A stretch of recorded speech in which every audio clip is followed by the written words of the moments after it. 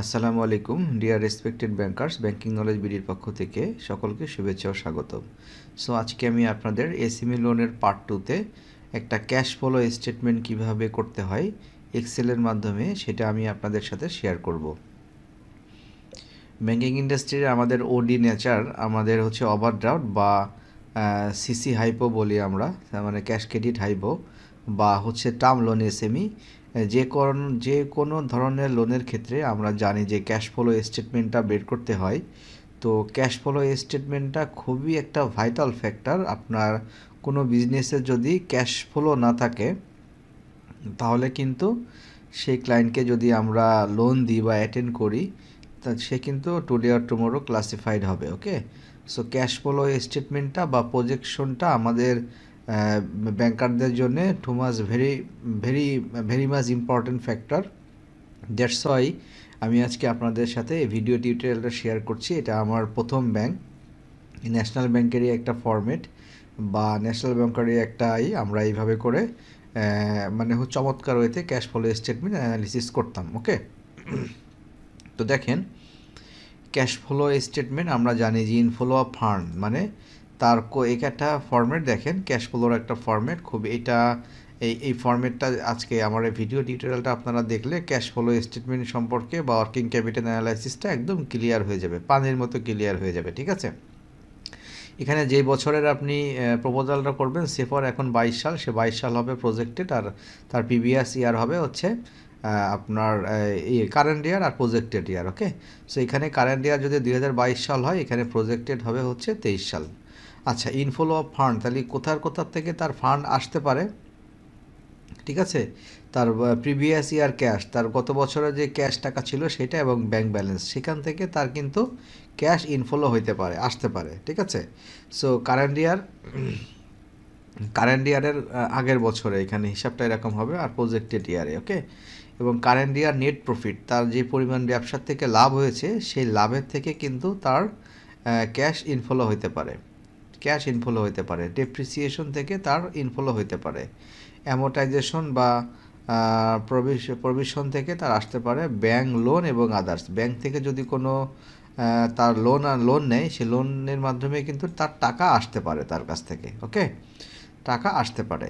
আচ্ছা, different in purchase on credit and other payable liabilities. ঠিক আছে, বাকিতে যদি কেনে আদার পেয়েবল এবং লাইবিলিটিস থেকে যদি সে মানে হচ্ছে টাকা পায়, সেখান থেকে তার আসতে পারে ইনফ্লো। ওকে, তার আসতে পারে, এভাবে করে তার কিন্তু টাকা আসতে পারে। এই মানে হচ্ছে বিষয়। সেলস, ফিক্সড অ্যাসেট যদি সেল করে, সেই সেল থেকে any other inflow of cash, অন্য কোনো মাধ্যমে তার যদি ক্যাশ আসে তাহলে তার হচ্ছে আসে, মানে আর তার হচ্ছে ক্যাশ বেসিক্যালি আমরা জানি যে তার মানে ইনভেস্টিং অ্যাক্টিভিটিস থেকে আসতে পারে, তার অপারেশনাল অ্যাক্টিভিটিস থেকে আসতে পারে। হ্যাঁ, অপারেশনাল অ্যাক্টিভিটিস থেকে আসতে পারে। এই ধরনের তিনটা ফ্যাক্টর থেকে বেসিক্যালি হচ্ছে ফান্ড ইনফ্লো হয়, ফান্ড। ওকে, তার হচ্ছে ফান্ড হচ্ছে ইনফ্লো হয়। তো তার ফান্ড এইগুলো ধরেন আসলো, তার ক্যাশ টাকা তার কাছে এইগুলো আছে। এবং আউটফ্লো বলতে কোন ক্ষেত্রে তার পেমেন্ট দিতে হবে বা তার টাকা বের হয়ে যাবে, তার কাছ থেকে টাকা চলে যাবে। ওকে, সো লোন ইনস্টলমেন্ট যদি থাকে প্রিন্সিপাল, তার লোনের ইনস্টলমেন্ট দিলে তার টাকা চলে যাচ্ছে। হ্যাঁ, ডিফারেন্ট সেলস ইন ক্রেডিট, মানে বাকিতে বিক্রি করলে রিসিভেবল আকারে কিন্তু তার টাকা রিসিভেবল আকারে থাকছে, বাট ইমিডিয়েটলি কিন্তু বিক্রিতে করলে তার টাকা চলে যাচ্ছে বাকিতে বিক্রি করলে। ওকে, মানে স্টক কমে যাচ্ছে এবং টাকাটা তার পেন্ডিং হয়ে যাচ্ছে। তো এই ক্ষেত্রে কিন্তু ক্যাশ ক্রেডিট হলে ধরে নেওয়া হয় যে সেলস ইন ক্রেডিট হলে যে তার টাকা চলে যাচ্ছে। ফিক্সড অ্যাসেট যদি পারচেস করে তার টাকা চলে যেতে পারে।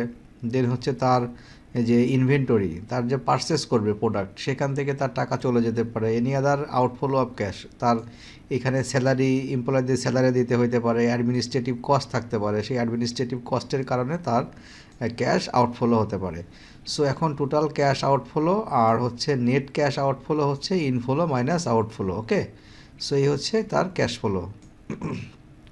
ফ্লো এভাবে করে আমরা ফাইন্ড আউট করব। ঠিক আছে, এরপরে ক্যাশ ফ্লো যখন আমরা ফাইন্ড আউট করলাম, এরপরে আমাদের একটা ডিস্ক গ্রেডিং আমরা করতাম তখন এখন তো সিআরজি বা আইসিআরআর আসছে, বা এসএমই লোনের ক্ষেত্রে ছোট আকারে কিন্তু আপনাদের কিছু ফ্যাক্টর আছে। দেখেন এই ফ্যাক্টর যদি আমরা এইভাবে অ্যানালাইসিস করি তাহলে আসলে আমাদের কিন্তু খুবই হেল্প হবে ক্লায়েন্ট জাজ করতে।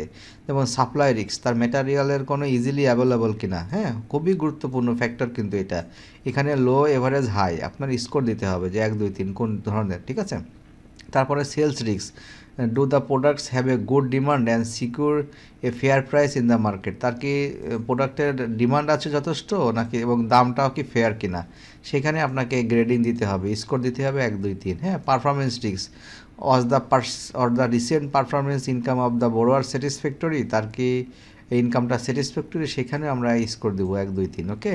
Technical aspects, so what is the condition of the machinery tools used, যদি কোনো ধরনের মেশিনারি বা টুল ইউজ করে সেইটার একটা স্কোর দেবো আমরা, সেটা কি লো রিক্সে আছে, এভারেজে না হাই রিক্সে আছে। Okay. So management competence risk, do the owner possess the capabilities experience to run the business successfully. So এটা হচ্ছে ম্যানেজমেন্ট কম্পিটেন্স, তার ম্যানেজমেন্টের যোগ্যতা কি, সাকসেসফুলি রান করবে সেই ধরনের তার অভিজ্ঞতা আছে কি না, সেক্ষেত্রেও আমরা কিন্তু একটা স্কোর দেবো। ওকে। যেন হচ্ছে management integrity risk, upon verification of the information provided by the borrower do you feel that unreliable information has been supplied. So management integrity, যে আমরা আনরিয়েবল বা রিয়েলিস্টিক কোনো ধরনের মিসগাইডেড ইনফরমেশন দিয়েছি কিনা বা আমাদেরকে ভুল তথ্য দিয়েছে কিনা, সেটার উপরে কিন্তু একটা স্কোর হবে। Okay.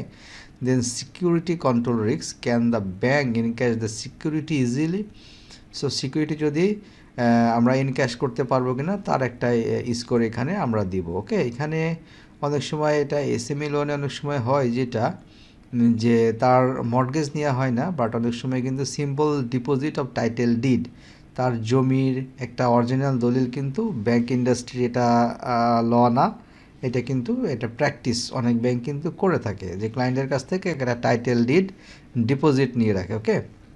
Then security cover risk, what percentage of risk is covered by the security considered for sale value, so for sale ভ্যালুটা কি পরিমাণ হতে পারে সেটার একটা রিস্ক। সো এই ধরনের যদি আমরা রিস্ক গ্রেডিং এটা আলাদাভাবে, হ্যাঁ এইভাবে যদি আমরা করে নিই একটা রিস্ক এবং মার্কিং দিই যে এখানে আপনার লো রিস্কের স্কোর আছে, রেটিং আছে। ওকে। হাই এভারেজ এই আর হাই রিস্ক, তো অবশ্যই বুঝছি আমাদের লোন যদি হয় লো রিস্ক এবং এভারেজ রিস্কের ভিতরে হতে হবে।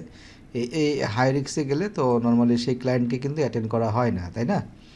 সো এইভাবে করে আমরা রিস্ক গ্রেডিং একটা করব।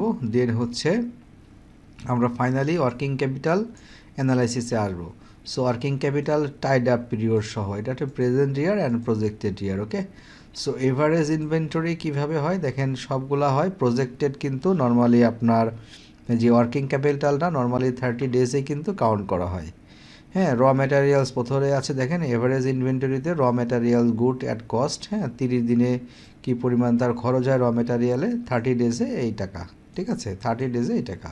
ওয়ার্ক ইন প্রসেস, তার যে ওয়ার্ক ইন প্রসেস কার্য চলমান যে প্রক্রিয়া সেখানে কতদিন থাকে, যদি থাকতো তাহলে এখানে বসতো। এটা তো ট্রেডিং কনসার্ন। ওকে। আমি যেটা দেখাচ্ছি আপনাদেরকে ট্রেডিং কনসার্ন দেখে এগুলো নাই, যদি ম্যানুফ্যাকচারিং হতো সেটা কিন্তু এখানে থাকতো।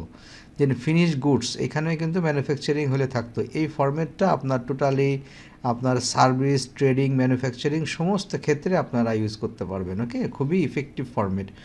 দেন প্যাকেজিং মেটেরিয়ালসের কতদিন থাকবে, গুডস ইন ট্রানজিটে কতদিন তার মানে পণ্য থাকে সেটা থাকতো। এখানে রিসিভেবল, সো রিসিভেবল আছে দেখে 30 ডেজে এই পরিমাণ রিসিভেবল তার আসে। ওকে। অ্যাডভান্স পেইড, যদি অ্যাডভান্স পেইড করা লাগে তখন এটা এখানে আসতো। রেন্ট ইফ এনি, 30 দিনে তার ভাড়া দিতে হয়, গোডাউন ভাড়া এটা এখানে কিন্তু তার আছে, বা দোকান ভাড়া। ওকে। যেটা হচ্ছে ওয়েজে স্যালারি ইমপ্লিমেন্ট যদি থাকে সেটা 30 ডেজে এখানে আসবে, মানে প্রতিষ্ঠানে কর্মচারীদের স্যালারি বা ট্রান্সপোর্ট এক্সপেন্স থাকলে এটা আসতো। Cost of utilities gas electricity bill থাকলে এখানে আসবে। দেন হচ্ছে রিপেয়ার অ্যান্ড মেনটেন্যান্স খরচ থাকলে এখানে আসতো, আদার প্রোডাকশন কস্ট।